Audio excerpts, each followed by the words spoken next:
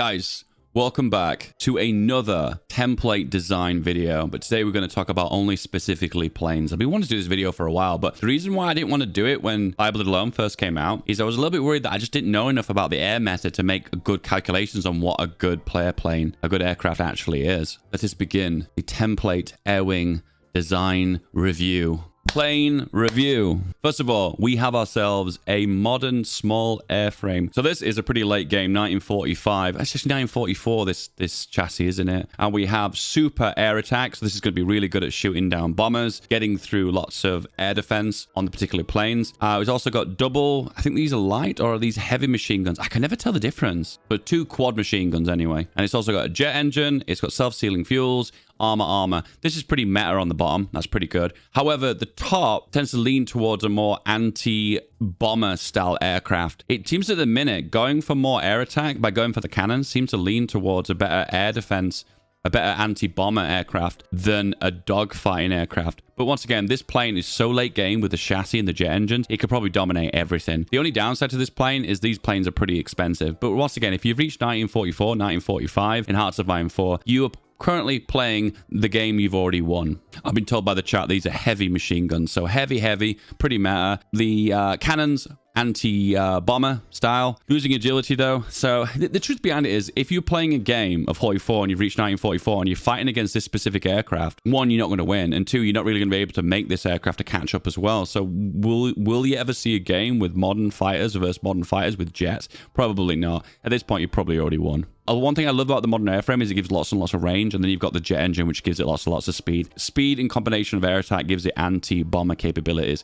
But to be fair, I think the problem with this aircraft is overkill. Chassis is good, jet engines is good, the armor is good. However, I would take off the air attack modules unless you're specifically fighting a huge amount of strategic bombers with lots and lots of air defense. But otherwise, every rest of it is pretty good. Now we have the modern close air support airframe. This is something you would never see prior to Bible Alone. So it's got a cannon on the front, a Mark II cannon. It has 2 small bomb bays, 1 bomb lock, which is good to pair these up, by the way, because it gives loads and loads of air attack. He's not selected the adjuster here, so we don't actually know the full number of air attack, but I guarantee it'll be more than 30 air attack, maybe even more. So therefore, every time it does a successful close air support mission, the amount of damage it will inflict will be absolutely massive. Once again, super hardcore. I don't even think this needs a jet engine, but overall, having the air defense is kind of good if you want to be fighting against other fighters in the specific region. It gives you lots of dogfighting capabilities as well as close air support. You will find that this will probably have 1 agility when it does its close air support mission because the modifier has not been selected. Once again, the issue with this plane is it's just overkill again. But for the most part, I like that it's stacking loads and loads of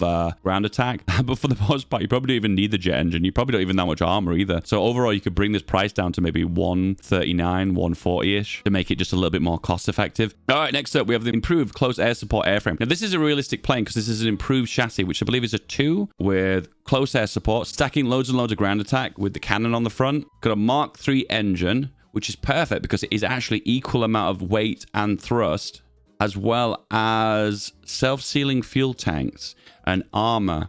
Overall, it's pretty good. It really does the job of doing close air support. For the most part, it's one of these aircrafts that I feel like I'd build if I was building no other aircraft. So I'd basically just spam out as many of these as possible. And I noticed this is a Soviet design as well, which would probably be actually pretty decent. The only downside to this is because of the high price cost, is if these are getting shot by like ground-based AA, then you're probably going to chew through these pretty quickly, and you probably won't have many of them after very long. So this is the advanced close air support with a larger engine. Overall, more ground attack. I think the big question is always with CAS, are you going to use them in conjunction with fighters? Because if you are, you don't need to focus as heavily on defense because the fighters are going to be absorbing most of the damage as they're escorting the bombers. And then it also makes me question a lot of time, if a CAS has so much ground attack and is so unbelievably expensive, is it really worth the cost to lose them so quickly as ground-based AA? There's a middle ground where you're not going for a super expensive aircraft. Except we have a cheap fighter. Oh my god, it's so small. It's stacking lots of air attack with the cannons. It's got a Mark III engine and a self-sealing fuel tank. This is an anti-bomber aircraft. That's the only purpose of this plane. So just to update you on the meta here, stacking air attack only has the purpose of penetrating lots of air defense, which bombers tend to have. For the most part, this will get out-traded in dogfights to fighters that have heavy machine guns or light machine guns. This will not be an effective dogfight in aircraft. And for the most part, you don't need a big engine on this because you've got excess thrust. You could go with a Mark II engine and make it more cost effective. I know it seems such a strange thought process this, but overall, you want to make your planes as cheap as possible while maximizing the stats that matter. And the stats that seem to matter the most at the moment, I know this goes contrary to what we heard before, but agility is one of the main stats, as well as secondary of speed, then defense, then air attack. Hence the reason why the meta at the moment is to keep the engine small, focus on armor plating, and also focus on machine guns that don't reduce your overall agility. Now, I know this goes contrary to everything we've heard before, because they nerfed agility massively when By Blood Alone came out, but now it's gone in the opposite direction. The new patch has buffed agility once again and massively nerfed air attacks. Hence the reason the old meta was to stack as much air attack as possible and don't care about agility. Now, unfortunately, it's been flipped in the opposite direction. Okay, next up, we have the Overkill strategic bomber.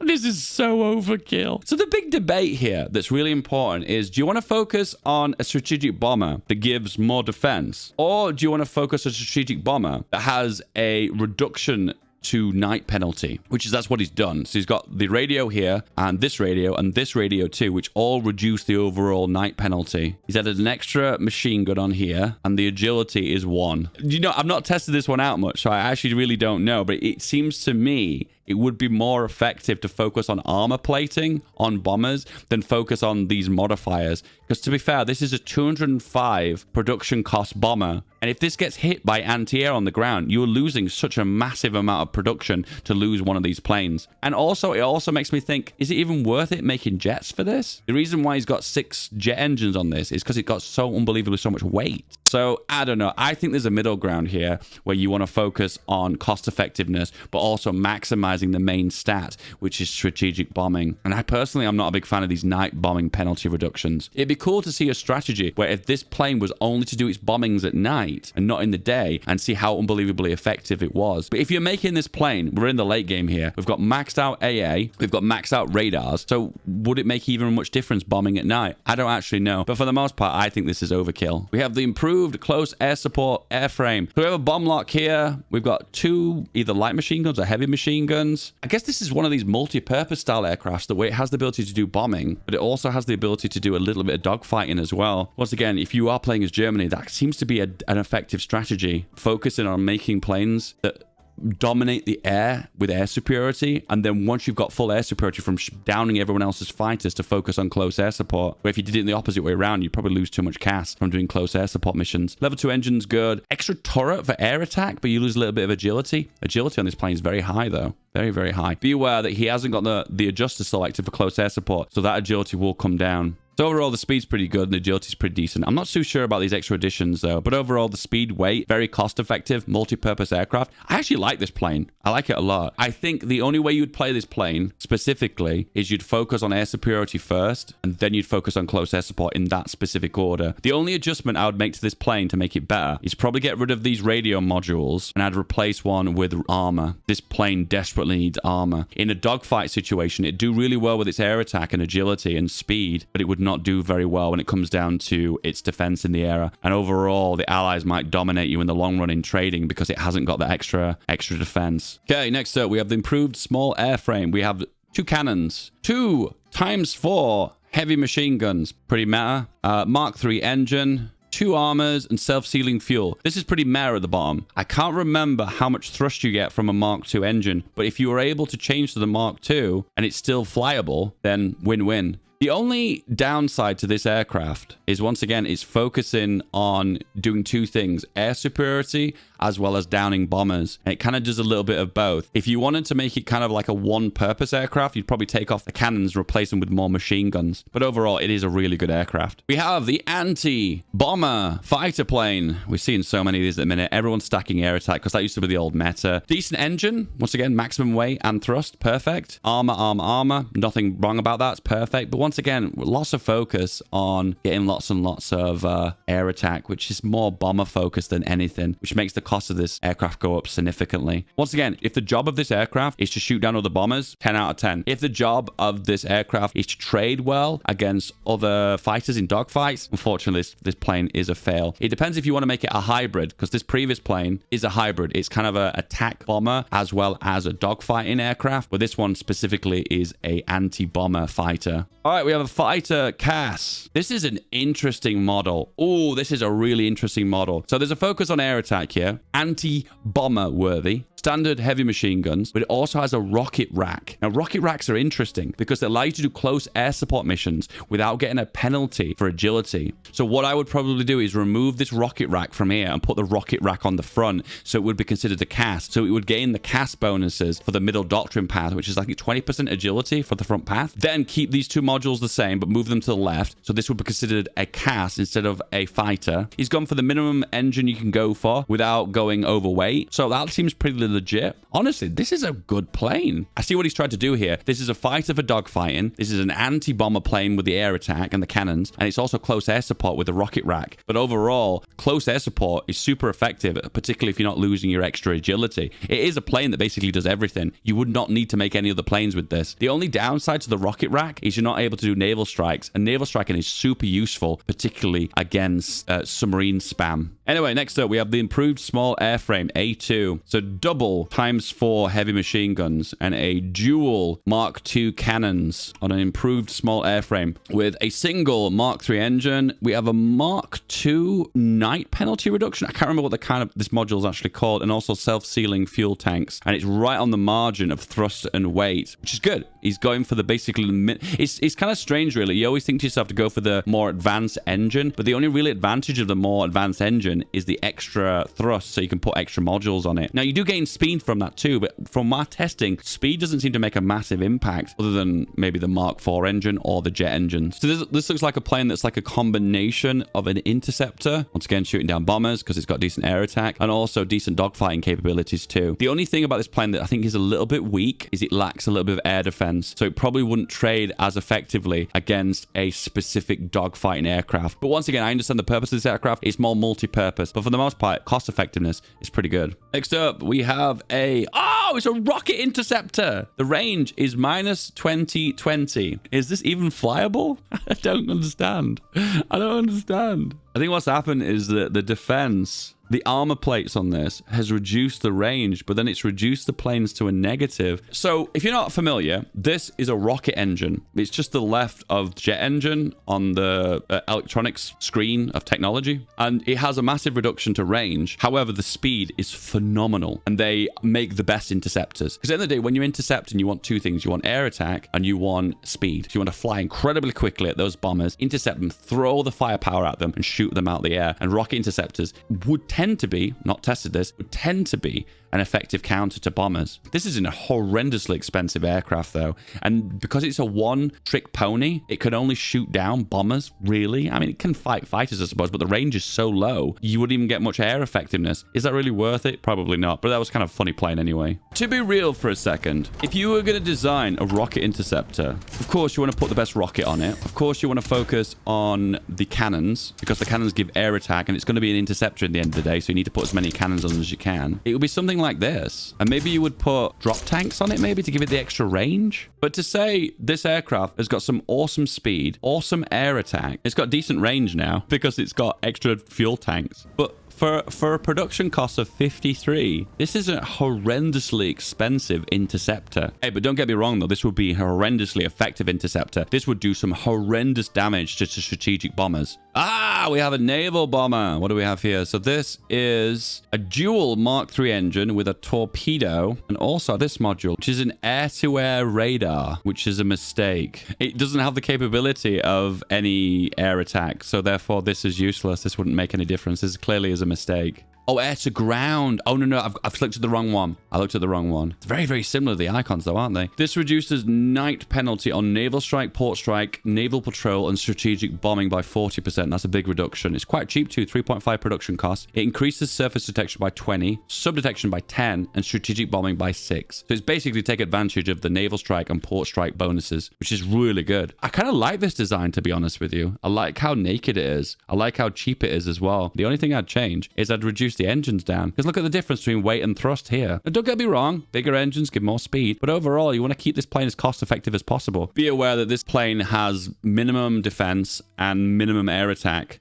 Decent agility though. So you don't really want to be engaging this plane in an area where there are enemy fighters because it's just going to get shredded. Every bombing mission will be intercepted. Oh, I've just realized what this plane is. This plane's a carrier naval bomber. My big fear would be in naval battles, would it even take advantage of these extra bonuses you get from air to ground radar?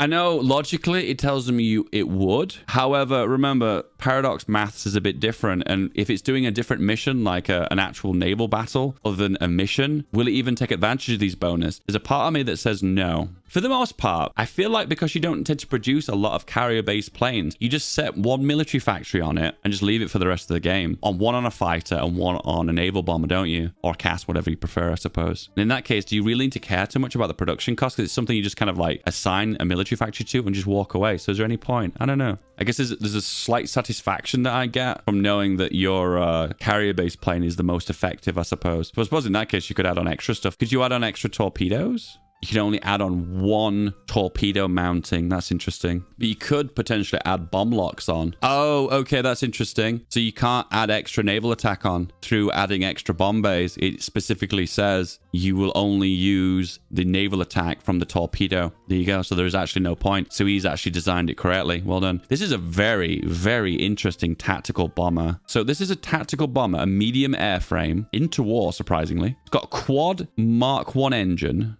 2 medium bomb bays and 2 torpedoes. So if I was to make a medium plane have a bomb bay, could I add more torpedoes on? You can. Maximum of 2. Interesting. So a medium bomber can have more than 1 torpedo. That's interesting. I guess the real big meme would be a large airframe with torpedoes, right? Okay, so this is an interesting design. 3 anti-ship missiles on a large airframe, inflicting a maximum of 25 air attack. Wow. But the only problem with this is the production cost is 130, and you would need some pretty heavy engines on this to actually make it take off. Yeah, you would need quad Mark 4 engines or jets. That's interesting. Once again, this plane is so unbelievably expensive, you can't afford to lose one of these. So it makes me question, is this even a worthwhile design? It's pretty spicy though, isn't it?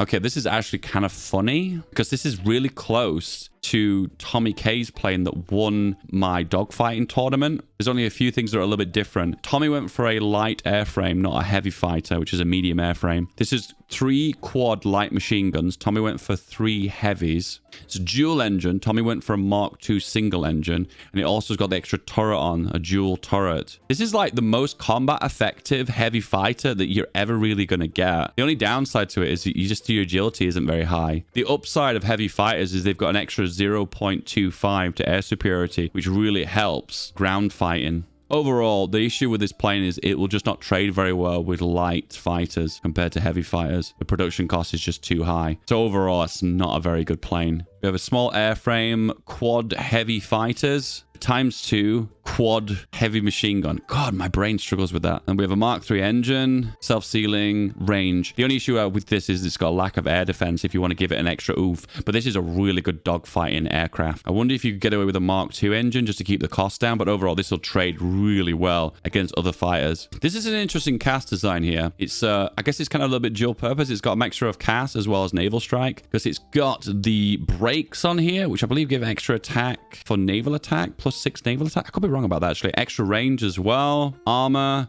dual engines, just the right threshold of weight and thrust too. This is a bomber heavy close air support. Once again, the only time this wouldn't work too well is if it was trading with fighters. But overall, if you have full air superiority, the amount of damage this will do on the ground per air attack will be massive. I approve of this. This is a perfect plane to send to the Spanish Civil War because most of the time you won't be fighting against other fighters. Most of the time you're just going to be bombing troops on the ground, and the more ground attack that you can stack in the Spanish Civil War will give you the edge over your opponent. Bit of a different design here. This is a multi multi-purpose medium chassis, which is considered a improved heavy fighter. If anyone's not aware, it's the first module that determines the name and the type of plane. So in this case, if this torpedo was the first module, it would be classed as a naval bomber. I don't think you can have a medium naval bomber, so I don't think you're allowed to put a torpedo here. It has to be the machine gun or a bomb bay. Anyway, regardless, the machine gun makes it a heavy fighter. Interesting combination of fighting as well as naval attacking. I personally don't think multi-purpose planes are very effective. It's actually, funnily enough, a seaplane. It's got extra fuel tanks on for range. Wow. My instincts tell me that if you're ever going to make a naval bomber, you don't want to make the costs go too much because it's just not going to be effective. This is a weird design, but I like it. I like it a lot. So it's a basic small airframe. So it's basically right at the start of the game, 1936. We have a dual quad light machine guns. It's what you start the game with in 1936. It's also got a single engine, so it's super cost effective. And it's got a self-sealing fuel tank, so it has some defense capabilities. For the start of the game, this aircraft is perfect. It really is the perfect balance of agility, air attack, and air defense,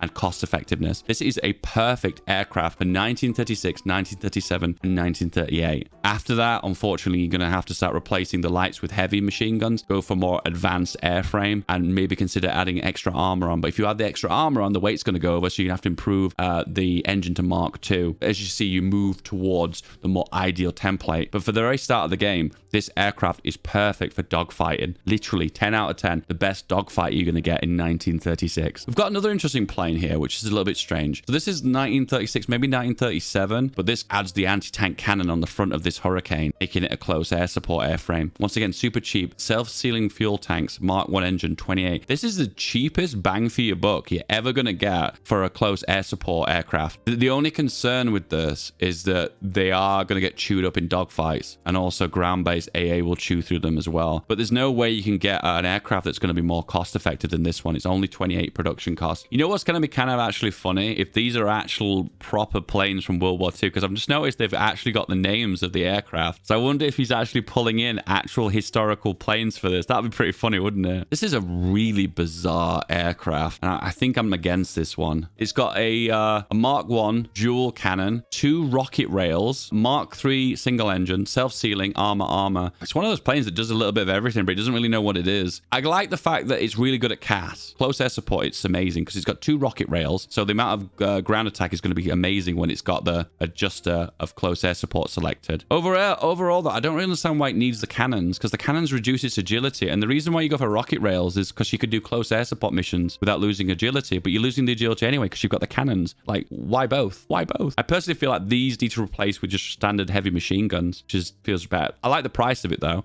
and I also like the armor on it as well. But overall, it seems strange to me to have the cannons. Surely you want machine guns instead to maintain as high agility as possible. Overall, though, I love that kind of design of plane, though, because this plane has the ability to go into the late game and doing some really heavy close air support damage. And it also gives you the incentive to go for rockets, which most of the time rockets are shit in Hoi 4. But at least these ones make it actually worthwhile. An interesting plane, the Budget Bomber Escort, the Advanced Heavy Fighter Airframe. So it's got insane defense. It's got insane air attack. Range is massive too. It's got a Mark IV dual engine. It's got the night penalty reducer, self-sealing, armor, and the weight and thrust is right on the threshold. But my goodness, the cost of this aircraft is insane. Once again, it's one of those I've already won aircraft. In all honesty, would this be any good for escorting? I guess it's got the range. It doesn't need the cannons though. I suppose if you're fighting against other planes of this flight worthiness or this amount of air defense, I suppose the cannons would be worth it, I suppose. But hey, I suppose it serves the purpose, I guess, of being an escort. I'm not really sure about the word budget. Big disagree. Hey, did you enjoy this, guys? Don't forget to like and subscribe if you want more plane designs or tank designs. If you want me to do another one of these videos, let me know in the comments below. I love you. See you soon. Hey, what's this? It's the next video. Give it a click.